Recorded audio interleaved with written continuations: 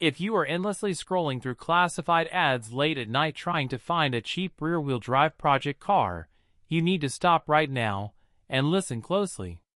Buying a used 3 Series from this era without knowing exactly what to look for is the fastest way to empty your bank account and lose your sanity. You might see a shiny coat of paint and some aggressive aftermarket wheels, but beneath that surface could be a structural nightmare waiting to tear itself apart.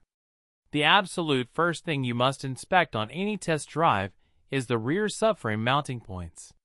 The torque from these engines combined with aggressive driving literally rips the metal mounts right out of the chassis over time.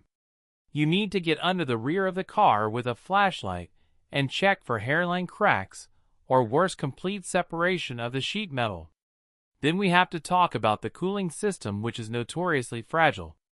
The factory water pump featured a plastic impeller that becomes completely brittle and shatters after 80,000 kilometers, sending plastic shrapnel through the engine block and causing instantaneous overheating.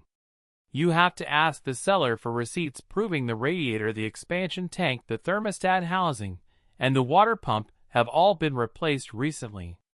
If they look at you with a blank stare, assume you will be doing a complete cooling system overhaul the first weekend you own the car.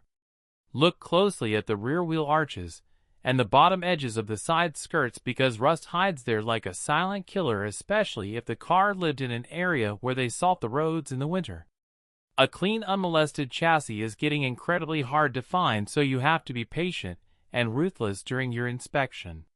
Walk away from any car with a bouncing idle, a sagging rear suspension, or an engine bay covered in fresh oil.